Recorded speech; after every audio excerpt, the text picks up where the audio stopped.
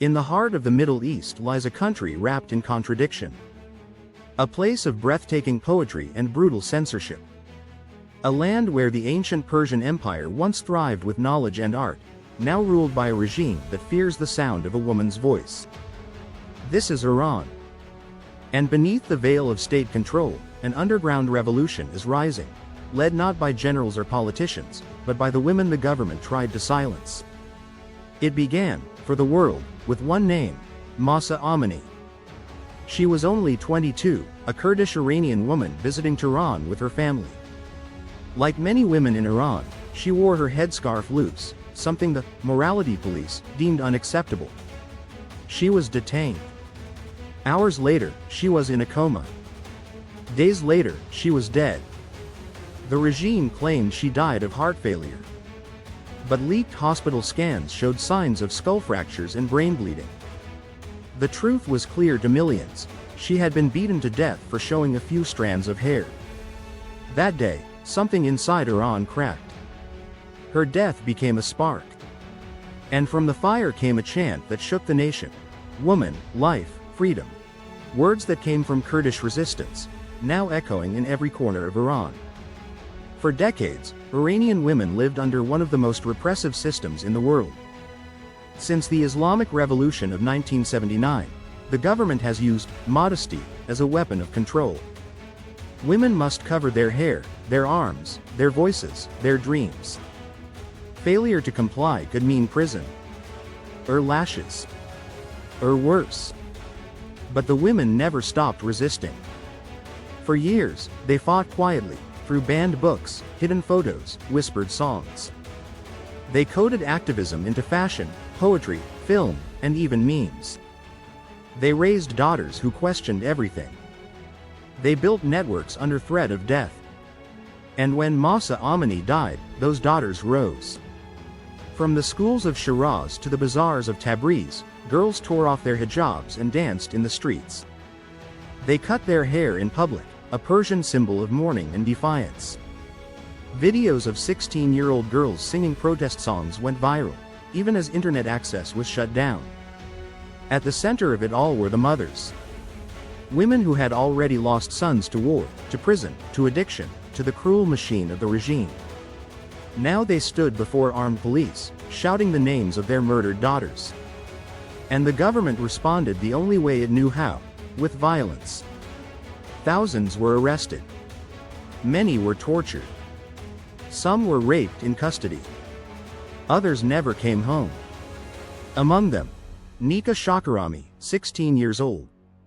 She disappeared after burning her headscarf at a protest.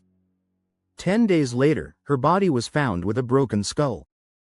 Hadiz Najafi, 22, shot 6 times during a demonstration. Serena Esmailzadeh, a teen YouTuber, beaten to death. The regime claimed they died by suicide. But the world knew better. Despite the bloodshed, the movement did not stop. It only grew. This wasn't a political protest in the traditional sense, it was a cultural uprising. A rejection of the system that told women they were half as worthy, half as intelligent, half as human. It wasn't about the hijab. It was about choice. For every woman forced to cover, there were men standing beside them. Brothers and fathers, artists and athletes. They marched, they painted graffiti, they wrote protest songs and risked everything to protect their sisters. But inside Iran's prisons, the reality was darker. Women were held in solitary confinement for months. They were blindfolded, beaten, denied medication. Some emerged broken. Others emerged stronger. One of the most famous voices of this movement is Nasrin Sotoudeh, a human rights lawyer who defended girls arrested for removing their hijabs. She was sentenced to 38 years and 148 lashes. Her only crime? Believing that women should be free. Others, like journalist Nilofar Hamidi, who broke the Mahsa Amini story, were arrested and disappeared into Iran's notorious Evin prison. Even in exile, Iranian women continued the fight. In Berlin, Paris, Toronto, and Los Angeles, women marched, shaved their heads, organized protests, and lobbied governments to act. The diaspora united in a cry for justice. From musicians to actresses, voices rang out. This is not about religion. It's about control. This is not a revolution for power. It's a revolution for dignity. Inside Iran, surveillance intensified. Cameras monitored the streets. Morality police returned in greater numbers. But the women evolved.